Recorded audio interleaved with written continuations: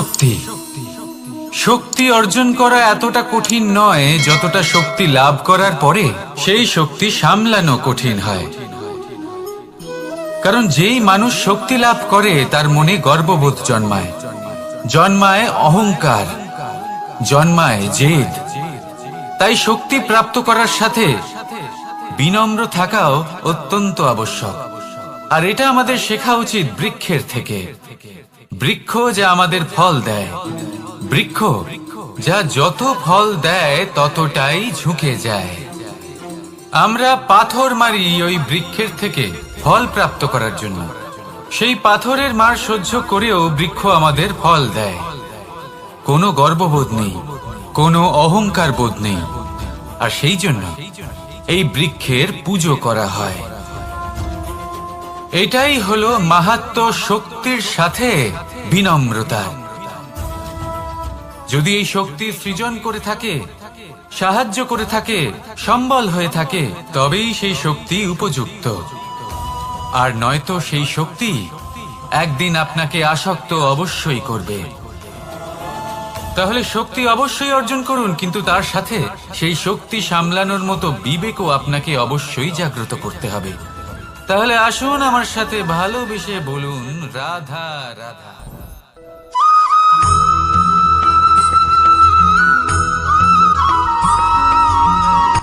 কথায় আছে, অন্ধকারে প্রদীপ প্রজ্বলিত করলে চতুর্দিক আলোকিত হয়। কিন্তু যদি এই প্রদীপ আমি সূর্যের আলোর সম্মুখে সকালবেলায় প্রজ্বলিত করে রেখে দিই, তাহলে কি হবে? আপনি বলবেন যে এটা করে তো কোনো লাভই হলো না। সূর্যের প্রকাশের সামনে এই প্রদীপ আসলে কিছুই নয়। এবার এই চিন্তা ভাবনা প্রত্যেক দিন করতে হবে, আর একটা অমূল্য শিক্ষা পেতে হবে। মনে করুন যে আপনি মহাপুরুষের সামনে বসে আছেন, কোনো মহাজ্ঞানীর সামনে। তাহলে সেই ব্যক্তির সামনে নিজের জ্ঞানের প্রদীপ প্রজ্বলিত করবেন না, নীরব থাকুন। আর সেই ব্যক্তির সূর্যের প্রকাশের মতো জ্ঞান প্রাপ্ত করুন। যতটা পারবেন জ্ঞান লাভ করুন। যদি এমন কোনো সময়, এমন কোনো স্থানে আপনি আছেন যেখানে চতুর্দিক অন্ধকার, কারোর কাছেই জ্ঞান নেই, সেখানে নিজের জ্ঞানের প্রদীপ প্রজ্বলিত করুন। এমন করলে দুদিক থেকেই আপনার লাভ হবে। আপনার জ্ঞান প্রাপ্তিও হবে, আর জ্ঞানের সঠিক প্রয়োগও করতে পারবেন। আর এই মন প্রসন্ন হয়ে বলবে, রাধা রাধা।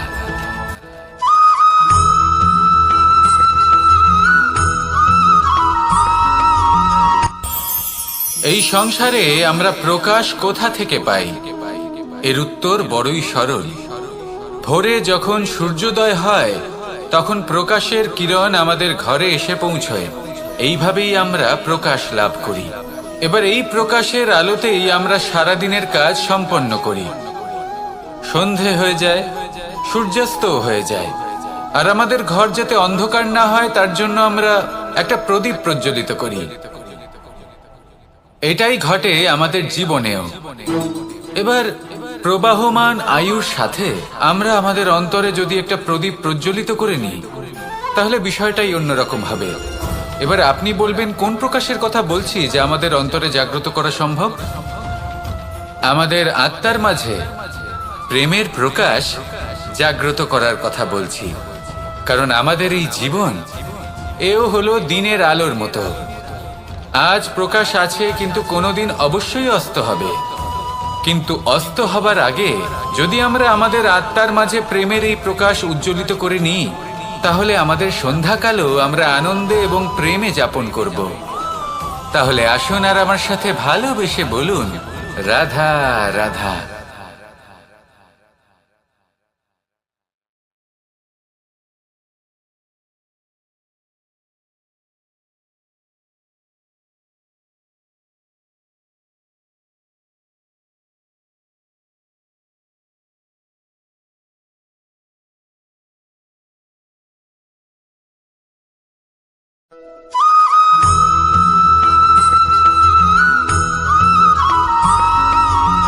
কথায় আছে যে এমন কোনো অক্ষর নেই যার দ্বারা কোনো মন্ত্র হয় না।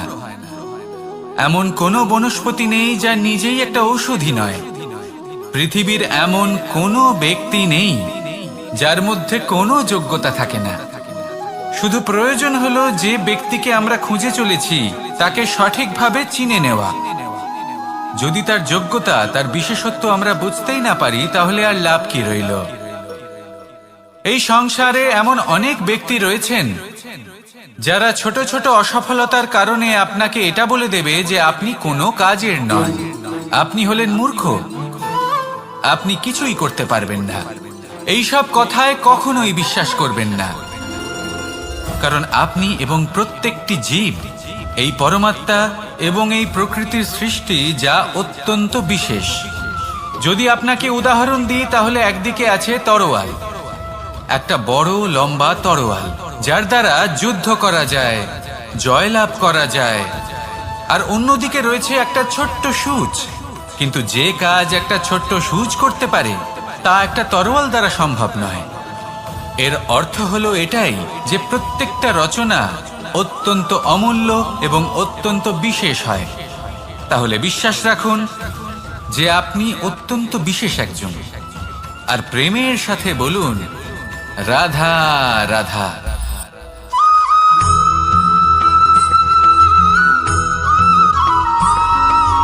জীবনে যখন কোনো ব্যক্তি নিজের লক্ষ্য প্রাপ্তির জন্য নিরন্তর পরিশ্রম করতে থাকেন, চেষ্টা করতে থাকেন, তখন তিনি কষ্ট অনুভব করেন, কখনো শারীরিক কষ্ট, কখনো মানসিক কষ্ট। এবার উনি এটা ভাবতে থাকেন যে আমি কি উচিত করছি নাকি অনুচিত করছি, কারণ অন্যদিকে এমন একজন ব্যক্তিও আছেন যিনি একদমই পরিশ্রম, চেষ্টা করছেন না। তিনি মদিরা পান করেন, বিলাসিতায় জীবন কাটান, অলস প্রকৃতির হয়ে ওঠেন, নিদ্রাতে বিলীন হয়ে থাকেন আর ভাবেন যে তিনি সুখ লাভ করছেন। কিন্তু এরকম কেন হয়? কারণ যখন আমরা সৎ পথে থাকি, উচিত পথে চলি, লক্ষ্য প্রাপ্ত করার জন্য চেষ্টা করতে থাকি, তখন আমাদের ভেতরে থাকা নেতিবাচক শক্তি এবং পাপ এই দেহকে ত্যাগ করে দেয়।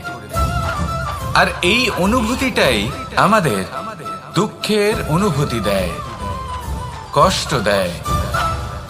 এবার সেখানে যদি আমরা কুপথে চলি, অনুচিত পথে চলতে থাকি, তাহলে আমাদের ভেতরে থাকা পুণ্য এবং ধনাত্মক শক্তি আমাদের দেহ ত্যাগ করে দেয়।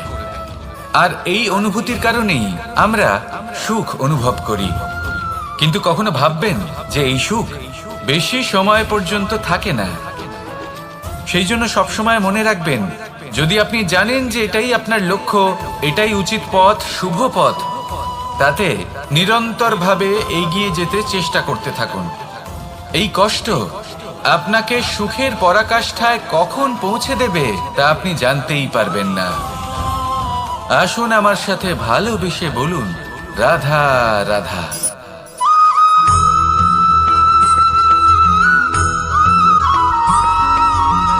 এই দড়িটা দেখুন, ছোট ছোট রেশম দ্বারা তৈরি, এটা সরু সুতো দ্বারা তৈরি হয়েছে এটা, আর এ অত্যন্ত কোমলও বটে। আর আপনি চাইলে এটা সোজাও করে দিতে পারেন, আর চাইলে এটা বেঁকিয়েও দিতে পারেন, আর যদি চান তাহলে এটা গোল গোল করে বেঁধে কোথাও রেখেও দিতে পারেন। এবার এই কোমল দড়ি যদি কোনো নিষ্ঠুর কঠিন পাথরে বারংবার জড়িয়ে দেওয়া হয়, তাহলেও তাকেও কাটতে পারে, নিজের ছাপ ছেড়ে যেতে পারে, সেটার আকারও বদলে ফেলতে পারে। এবার এর কারণ কি? এর কারণ হলো অভ্যাস আর নিরন্তর প্রচেষ্টা। যদি আপনিও চেষ্টা করেন আর নিরন্তর কর্ম করে যান, তাহলে আপনার প্রারব্ধ পাথরের মতো কঠিনই হোক না কেন, তাতে ভাঙন ধরিয়েও আপনি নিজের লক্ষ্যে অবশ্যই পৌঁছতে পারবেন। একটা গুরুত্বপূর্ণ কথা মনে রাখবেন, সুকর্মের অভ্যাস আর নিরন্তর প্রয়াস, এই হলো সাফল্যের মন্ত্র। তাহলে জীবনে এই মন্ত্র আনুন আর আমার সাথে ভালোবেসে বলুন রাধা রাধা।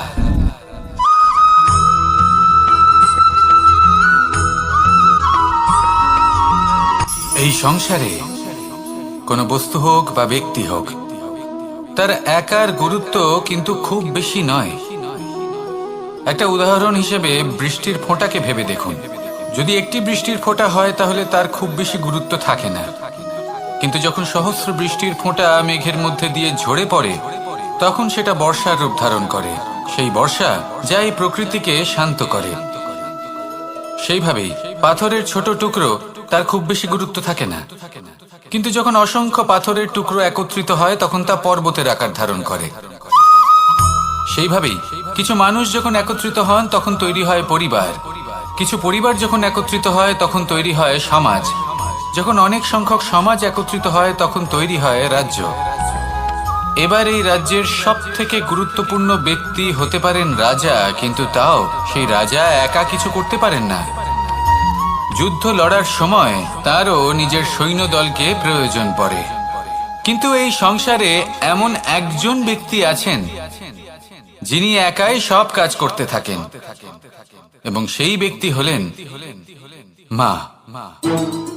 আমাদের জীবনে একজন পিতার ভূমিকা কিন্তু নিঃসন্দেহে অমূল্য, কিন্তু আমাদের সকলের জীবনে যে ভূমিকা একজন মায়ের তা অন্য কারোর থাকে না। একজন মা একাই সন্তানকে বড় করতে পারেন, সংস্কারী করে তুলতে পারেন, তার জন্য পরিশ্রম করেন। আর এত কিছু কাজ করার পরেও তার কাজের জন্য তিনি প্রশংসা অবশ্য পান না। উল্টে যদি সেই সন্তান অনুচিত পথে চালিত হয়, অনুচিত কর্ম করে, তখন সেই মাকেই অপবাদের পাত্র হয়ে উঠতে হয়। আমাদের জীবনে মায়ের যোগদান কতটা সেটা বুঝুন। আপনাকে বড় করে তোলার জন্য উনি কতটা পরিশ্রম করেছেন সেটা বুঝুন। আজ থেকে, এখন থেকে, এই মুহূর্ত থেকে মাকে সম্মান করতে শিখুন। যখন সময় পাবেন, যখন সুযোগ হবে, তখন তার প্রশংসা করুন, ওনারও ভালো লাগবে। আর মায়ের এই মমতার জন্য, তার এই ভূমিকার জন্য আসুন সবাই মিলে আমরা তাকে প্রণাম করি, আর সকলে মিলে ভালোবেসে বলি, রাধা রাধা।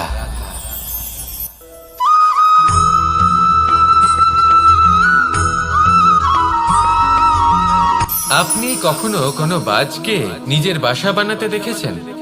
এই বাজ যখনই কোনো বাসা বানায় তখন উঁচু গাছের ডালে বা কোনো পর্বতের শিখরে বাসা বানায়, অনেক উচ্চতায়, আর সেখানে তার সন্তানও জন্মগ্রহণ করে। যখন এই সন্তানেরা জন্মায় তখন এই বাজ খুবই ভালোবেসে এবং খুব সাবধানে এদের পালন পোষণ করে। নিজের ঠোঁট দিয়ে তাদের ঠোঁটে খাবার পরিবেশন করে। কিন্তু যেই সেই সন্তানেরা হৃষ্টপুষ্ট হয়ে যায় এবং সেই কথা বাজ নিজে বুঝতে পেরে যায়, সেই বাজ নিজেই সেই বাসা ছিন্ন ভিন্ন করে দেয়। সেই সন্তান যাদের সবেমাত্র ডানা গজিয়েছে, কিভাবে উঠতে হয় তারা জানে না, সেই সন্তানগুলিকে উচ্চতা থেকে ঠেলে দেয়। সেই সন্তান প্রথমে ভয়ভীত হয়ে যায়। তারা সামনে মৃত্যুকে দেখতে পেয়ে ভয়ের কারণে তাদের ডানা ঝাপটাতে থাকে, আর সেই প্রক্রিয়াতেই সেই সন্তানগুলি উড়তে শুরু করে দেয়। এবার এই ঘটনায় আমরা কি শিক্ষা পেতে পারি? এটাই, যদি আপনি মাতা পিতা হন তাহলে নিজের সন্তানকে অবশ্যই স্নেহ করুন, কিন্তু তাদেরকে নিজের আঁচলের তলায় বেঁধে রাখবেন না।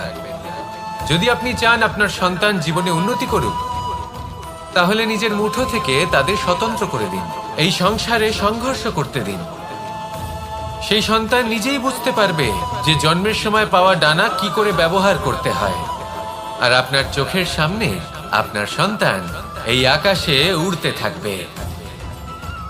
তাহলে আসুন আমার সাথে ভালোবেসে বলুন, রাধা রাধা।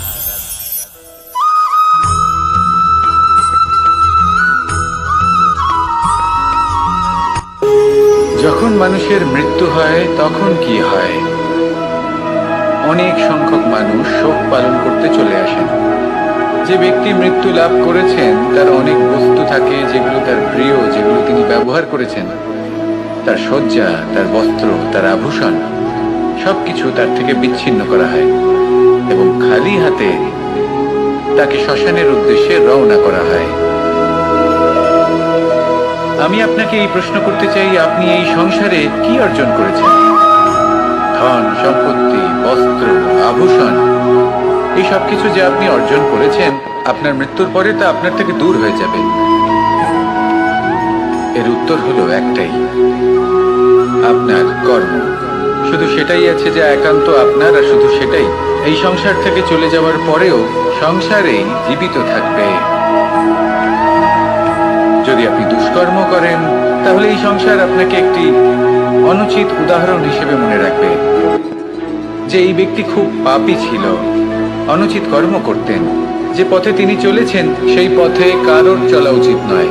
সেখানেই যদি আপনি সৎকর্ম করেন, তাহলে সংসার চিরকাল এটাই বলবে যে খুব ভালো মানুষ ছিলেন, সবাইকে ভালোবাসতেন, সবাইকে সাহায্য করতেন, আমার খুব প্রিয় মানুষ ছিলেন। এটাই হলো শ্রেষ্ঠ কর্ম।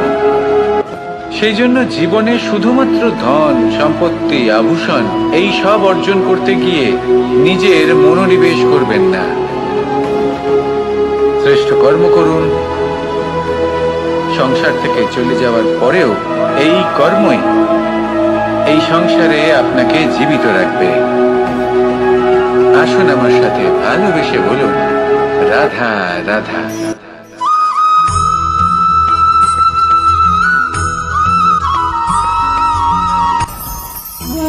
ভোজন। এবার ভোজন সংগ্রহ করার জন্য মানুষ কি না করেন, সব সময় চেষ্টা করতে থাকেন। ফসল উৎপাদনের জন্য অনেক পরিশ্রম করতে থাকেন, কিন্তু অনেক সময় অনেক পরিশ্রম করার পরেও ফসল ভালো উৎপাদন হয় না। এর কারণ কি? কারণ হলো এটাই যে আপনি পরিশ্রম হয়তো অনেক করেছেন, কিন্তু আপনার নজর তো সেই বীজের দিকে ছিলই না যা আপনি রোপণ করেছেন। সেই জন্য সব সময় কোনো বীজ রোপণ করার আগে তাকে পরখ করে দেখুন, তা অত্যন্ত আবশ্যক। আর সেইভাবেই যখনই কোনো কর্মের প্রশ্ন আসে, তাহলে সেখানে শুধুমাত্র পরিশ্রম যথেষ্ট নয়।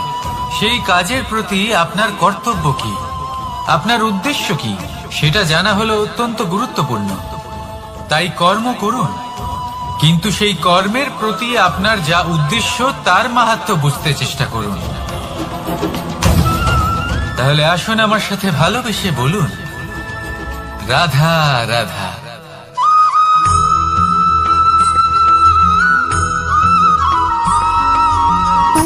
সুখ, দুঃখ এবং শক্তি, এই তিন হলো এই সংসারের ত্রিদেবের মতো। আমাদের জীবনে যা কিছু ঘটছে এই তিনটির ভিত্তির উপরেই হচ্ছে। আসলে এই সংসারের একটা নিয়ম আছে, যখনই আপনি কিছু লাভ করেন, এই সংসার আপনার পরীক্ষা নেয়। এটা জানার জন্য আপনার পরীক্ষা নেয় যে আপনি যা কিছুই লাভ করেছেন, আপনি কি আদৌ সেটার যোগ্য কিনা। ঠিক সেইভাবেই এই সুখ, দুঃখ এবং শক্তি আপনার পরীক্ষা নিয়ে থাকে। যখন সুখ আসে তখন সে আপনার পরীক্ষা নেয় যে আপনার মধ্যে অহংবোধ জাগ্রত হয়নি তো। যদি অহংবোধ চলে আসে তাহলে সুখ সেখানেই সঙ্গ ত্যাগ করে। দুঃখ আপনার ধৈর্যের পরীক্ষা নিতে থাকে, আর যদি আপনার মধ্যে ধৈর্য না থাকে তাহলে এটা আপনাকে আরো বেশি দুঃখের গভীর অন্ধকারে ঠেলে দেবে। সেখানে শক্তি পরীক্ষা নেয় আপনার বিনম্রতার। যদি আপনি বিনম্র না হন, তাহলে হয় এই শক্তি আপনার সঙ্গ ত্যাগ করবে, নয় এই শক্তি বিনম্রতার অভাবে আপনার পতনের কারণ হতে পারে। এই সংসারে যে কোনো ব্যক্তি যিনি এই পরীক্ষায় উত্তীর্ণ হয়ে থাকেন, এই জীবনে তিনি সাফল্য লাভ করেন। আসুন আমার সাথে ভালোবেসে বলুন, রাধা রাধা।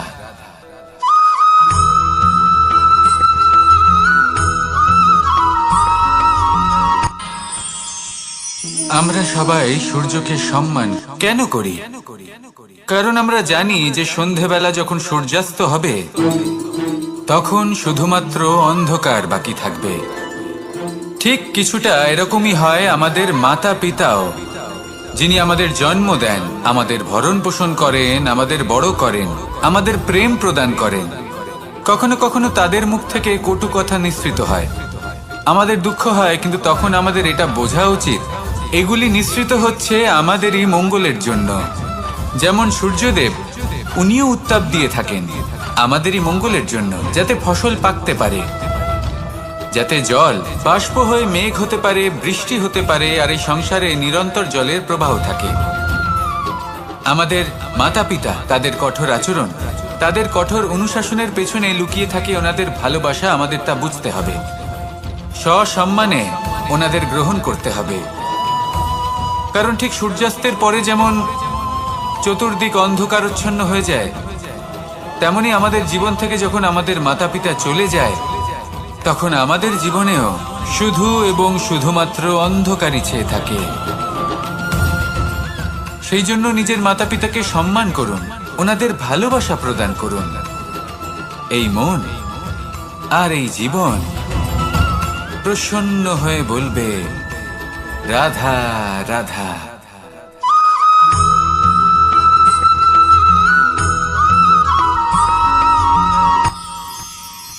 মানুষ তার জীবনে দুই ধরনের পরিস্থিতিকে খুব ভয় পায়। এক, কোনো কারণবশত কারোর সামনে নত হওয়া।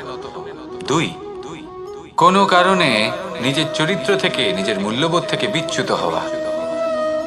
এবার কেন হয় এরকম যে কথায় কথায় কারোর সামনে নত হতে হয়? কেন বারংবার নিজের চরিত্র থেকে চ্যুত হতে হয়? এরকম কেন হয়? এটা তখনই হয় যখন আমাদের শিক্ষা এবং মূল্যবোধের অভাব থাকে। যদি মানুষের মধ্যে প্রকৃত শিক্ষা থাকে, তাহলে এই সংসারে কোনো সময় এবং কারোর সামনেই নত হওয়ার কোনো প্রয়োজন নেই। যদি মানুষের মধ্যে মূল্যবোধ থাকে, তাহলে তাকে নিজের মূল্যবোধ বা চরিত্র থেকে বিচ্যুত হতে হয় না, তা সে যাই হয়ে যাক না কেন। কোনো বালককে যদি জন্ম থেকেই সুশিক্ষার অধিকারী করা হয়, শিক্ষিত করা হয়, মূল্যবোধের অধিকারী করা হয়, তবে সে এই সংসারে এমন কর্ম করবে যাতে সে নিজেকে, নিজের পরিবারকে, সমগ্র সমাজকে গর্বিত করতে পারে। শিক্ষা লাভ করুন, মূল্যবোধ লাভ করুন, এবং আমার সাথে ভালোবেসে বলুন, রাধা রাধা।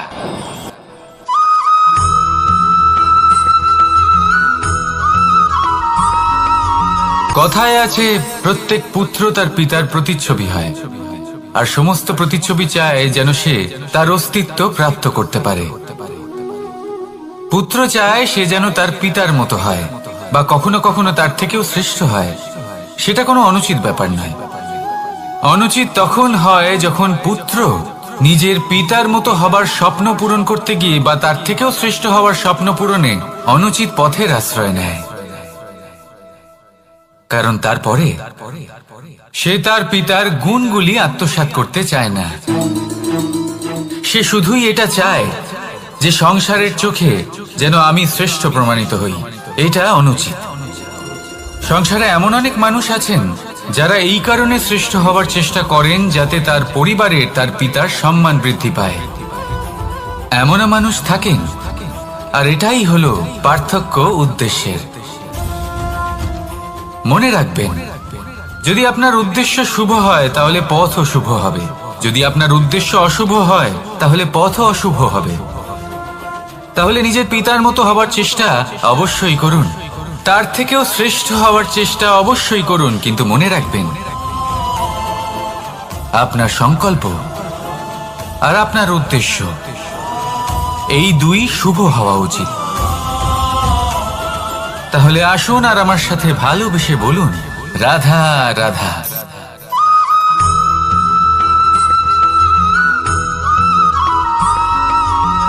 এই সংসারের সব থেকে গুরুত্বপূর্ণ তত্ত্ব কোনটা? প্রথম হলো সময়। জন্ম থেকে মৃত্যু পর্যন্ত এই যে সময়, এটাই তো হলো জীবন।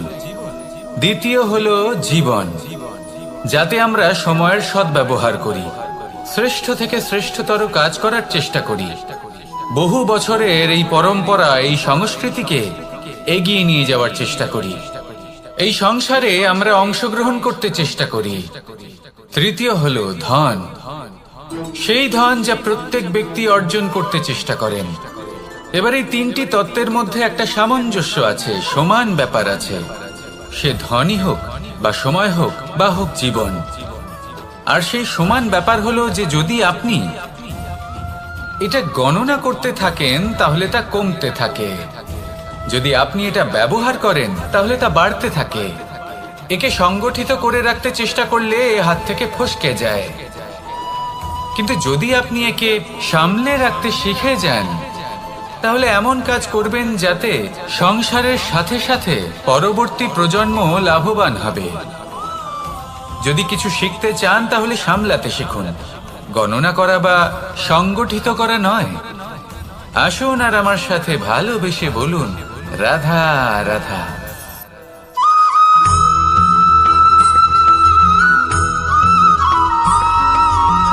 পঞ্চতত্ত্বের মধ্যে দ্বিতীয় তত্ত্ব হল ধরণী, ভূমি, যাকে আমরা ধরণী মাতা বলি। এই ধরণী ধৈর্য ধারণ করে, আর এর ওপরেই আমাদের সমগ্র সংসার নির্ভরশীল। কারণ এই ভূমি সহ্য ক্ষমতা রাখে, এর সহ্য ক্ষমতা হলো অপরিসীম। সন্তান যতই আঘাত প্রদান করুক না কেন প্রেম পূর্বক সহ্য করে, আর তার বদলে অমূল্য রত্ন প্রদান করে। সন্তান যদি হাল চালায় তাহলে তার বদলে তাকে অন্ন প্রদান করে। এটাই হলো ধরণী। এবার এর থেকে আমরা কি শিক্ষা পেতে পারি? এটাই যে কারোর জন্য কিছু করা বা কাউকে কিছু দেওয়া মনে কোনো কামনা ছাড়াই। আর এই কথাটা বুঝে যান, যদি কারোর জন্য কামনা না রেখে বা কোনো পাওয়ার আশা না রেখে কারোর জন্য কিছু করেন বা কারোকে কিছু দেন, যদি এটা আপনি শিখতে পারেন তবে আপনি ভালোবাসতে শিখে গেছেন। আর সেই জন্যই এই ধরিত্রীকে মাতা বলা হয়। কারণ মাতা শুধু উনি নন যিনি গর্ভে সন্তানকে ধারণ করেন, মাতা তো উনিও যিনি জীবন বাঁচতে শেখান, যিনি জীবন বাঁচার উদাহরণ প্রদান করেন। তাহলে ধরণীর থেকে এই নিঃস্বার্থ ভাব শিখুন, নিঃস্বার্থ ভালোবাসা শিখুন, আর এই ভালোবাসার সাথেই বলুন, রাধা রাধা।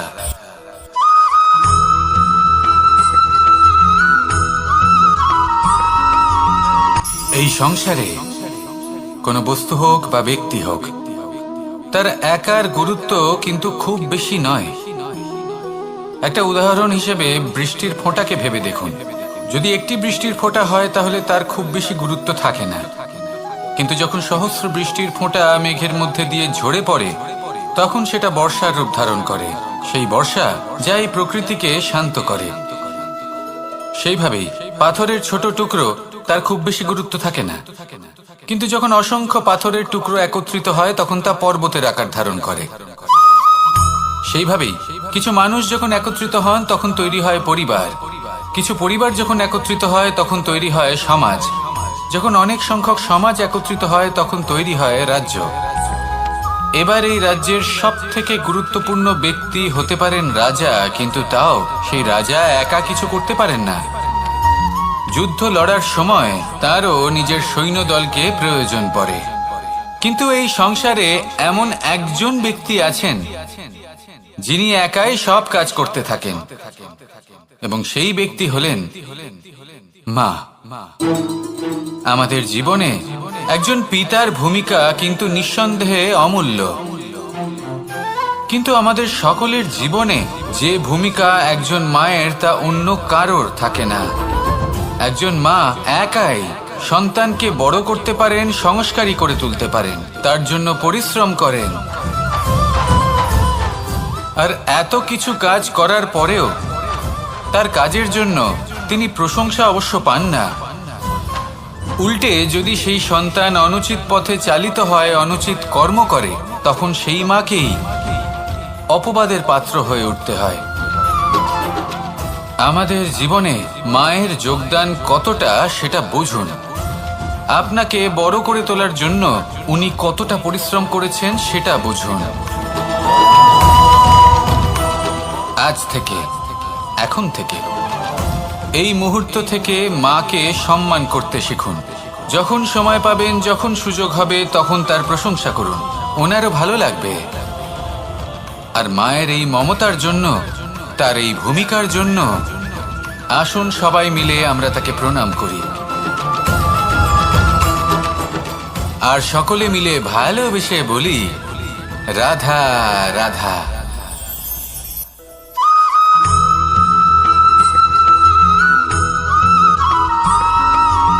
মানুষের একটি সমস্যা আছে যে মানুষ সাফল্যকে মাপতে থাকেন, লক্ষ্যপ্রাপ্তিকে মাপতে থাকেন এবং তার তুলনা করতে থাকেন যে ও এত কিছু পেল আর আমি পেলাম না,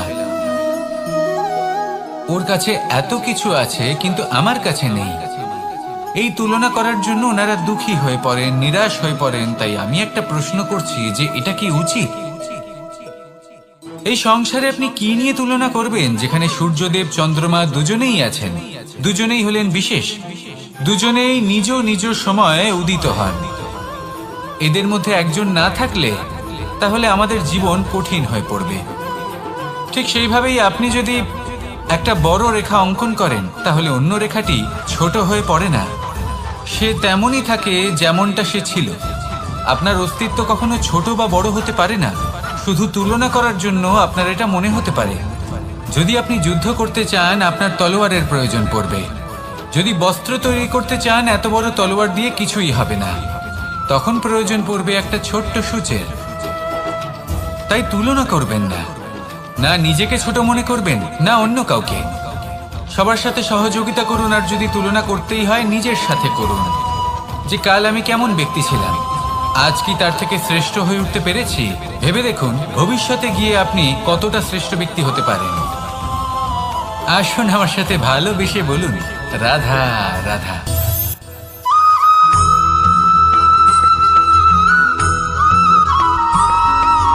জীবনে অগ্রসর হওয়ার জন্য আমাদের কাকে প্রয়োজন হয়?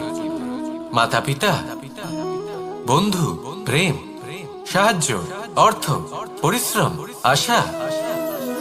ভিন্ন ভিন্ন মানুষ ভিন্ন ভিন্ন বিকল্প চয়ন করে। যদি আমি আপনাকে বলি তাহলে জয় আর পরাজয়ের মন্ত্র দুটো শব্দের উপর নির্ভর করে, মেনে নেওয়া আর দৃঢ় হওয়া। যদি মেনে নেন তাহলে হেরে যাবেন, যদি দৃঢ় হন তাহলে নিশ্চিত রূপে জয়ী হবেন। যদি কখনো আপনি ক্লান্ত হয়ে ওঠেন, আপনি দুঃখী হন, পুরোপুরি ভেঙে পড়েছেন, তখন মেনে নেবেন না যে আপনি ভেঙে পড়েছেন, নয়তো হেরে যাবেন। তখন উল্টে স্থির করবেন যে যাই হয়ে যাক না কেন আমি জয়ী হবই। আর আপনি দেখবেন যে জয় নিশ্চিত রূপে আপনার কাছেই আসবে। তাহলে এই কথা মনে রাখবেন আর আমার সাথে ভালোবেসে বলবেন, রাধা রাধা।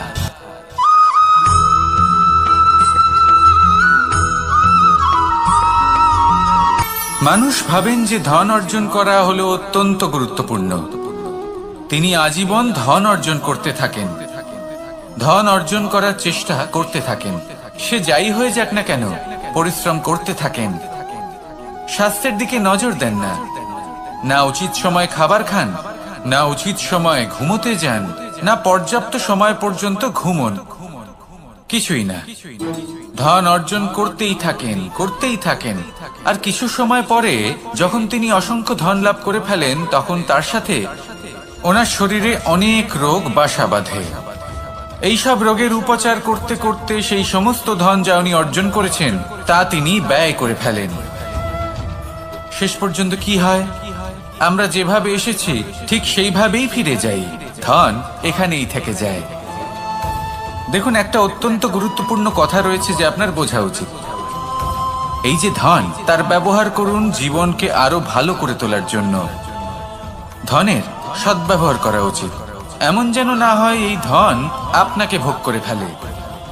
এই জীবনকে নিশ্চিত রূপে আরো শ্রেষ্ঠ করে তুলুন। কিন্তু এই ধন অর্জন করার এই প্রক্রিয়াতে নিজের সারা জীবনকে নষ্ট করে ফেলবেন না।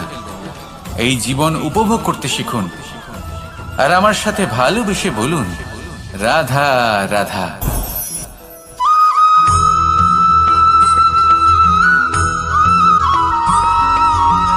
পঞ্চতত্ত্বের মধ্যে দ্বিতীয় তত্ত্ব হল ধরণী, ভূমি, যাকে আমরা ধরণী মাতা বলি। এই ধরণী ধৈর্য ধারণ করে, আর এর ওপরেই আমাদের সমগ্র সংসার নির্ভরশীল। কারণ এই ভূমি সহ্য ক্ষমতা রাখে, এর সহ্য ক্ষমতা হলো অপরিসীম। সন্তান যতই আঘাত প্রদান করুক না কেন, প্রেম পূর্বক সহ্য করে, আর তার বদলে অমূল্য রত্ন প্রদান করে। সন্তান যদি হাল চালায়, তাহলে তার বদলে তাকে অন্ন প্রদান করে। এটাই হলো ধরণী। এবার এর থেকে আমরা কি শিক্ষা পেতে পারি?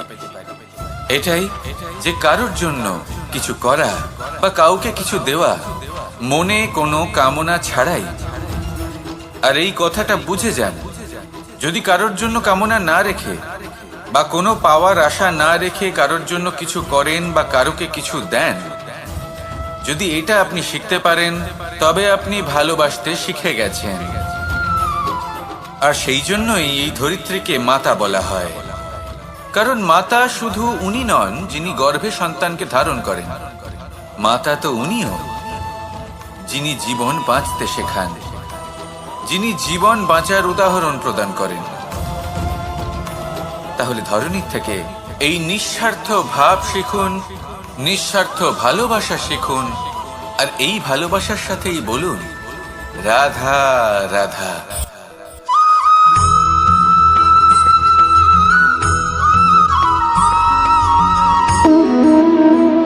সম্পর্ক হলো আমাদের জীবনের একটি আধার।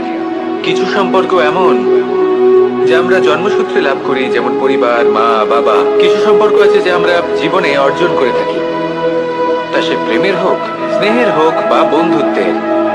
এই সকল সম্পর্ক লাভ করার বা গড়ে তোলার 5টি ধাপ রয়েছে। প্রথম ধাপ, কোনো ব্যক্তির সাথে আলাপ হওয়া, তার সাথে কথা বলা বা তাকে দেখা। দ্বিতীয় ধাপ, সে ব্যক্তিকে আমাদের ভালো লাগা। তৃতীয় ধাপ, আমাদের এটা চাইতে শুরু করা যে জীবনে এই ব্যক্তি যেন আমাদের বন্ধু হন, আমাদের জীবনে থাকেন, বা আমাদের কাউকে ভালোবেসে ফেলা। আর এটা আমাদের ভাবা বা চাওয়া যে সেই ব্যক্তি যেন আজীবন আমার সাথে থাকেন, আমার জীবনে আমার সাথী হয়ে। চতুর্থ ধাপ, লাভ করা। এবার এই ধাপটি অনেক মানুষের পক্ষেই খুবই সরল হয়, বড়ই সরলভাবে নিজেদের সঙ্গীকে লাভ করে থাকেন। কিছু মানুষের জন্য এই ধাপ অত্যন্ত কঠিন হয়ে থাকে। অনেক প্রতিকূল পরিস্থিতির উপর জয়লাভ করে তারা সঙ্গীকে লাভ করেন, কিন্তু লাভ অবশ্যই করেন। এরপরে আসে পঞ্চম, অন্তিম এবং সব থেকে গুরুত্বপূর্ণ ধাপ। সেটা হলো সেই সম্পর্ক পালন করা। এটা হলো এমন এক বিষয় যা প্রত্যেক মানুষের শেখা উচিত। যদি ব্যক্তি নিজের জীবনে সম্পর্ক রক্ষা করতে শিখে যান, তবে প্রত্যেক সম্পর্ক তার জীবনকে স্বর্গ করে তুলবে। আসুন আর আমার সাথে ভালোবেসে বলুন রাধা রাধা।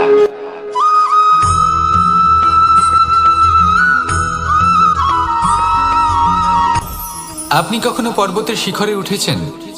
আপনি দেখতে পাবেন পর্বতের পদতলে প্রচুর সুন্দর ফুল রয়েছে, সবুজ বনানী রয়েছে। যত আপনি ওপরে উঠতে থাকবেন, তত ফুল কমতে থাকবে, সবুজ বনানী কমতে থাকবে। আরো কিছুটা ওপরে উঠলে কাঁটা জাতীয় গাছ দেখতে পাবেন, শুকনো গাছ দেখতে পাবেন। আরো যদি ওপরে ওঠেন তাহলে পাষাণ দেখতে পাবেন। আরো ওপরে উঠলে হিমখণ্ড দেখতে পাবেন। এই যে পর্বত, তা মনুষ্য জীবনের সব থেকে উত্তম উদাহরণ। মানুষ যখন সাফল্যের শিখরে পৌঁছতে চান, মহানুভবতার শিখরে পৌঁছতে চান, পথে যত আস্তে আস্তে উপরে উঠতে থাকেন, ততই ভৌতিক বস্তু তার থেকে বিচ্ছিন্ন হতে থাকে। যদি তিনি সেই ভৌতিক বস্তুগুলি ত্যাগ না করতে পারেন, তাহলে কখনোই সেই স্থানে পৌঁছতে পারবেন না। আর মানুষ যদি উচিত ত্যাগ করতে পারেন, পথে অগ্রসর হতে থাকেন, এগোতে থাকেন, তাহলে একদিন না একদিন তিনি মহানুভবতার, জ্ঞানের, সাফল্যের হিমের স্বাদ অবশ্যই লাভ করবেন। মনে রাখবেন, মানব জীবনে ত্যাগ হলো অত্যন্ত গুরুত্বপূর্ণ অংশ। আসুন আমার সাথে ভালোবেসে বলুন রাধা রাধা।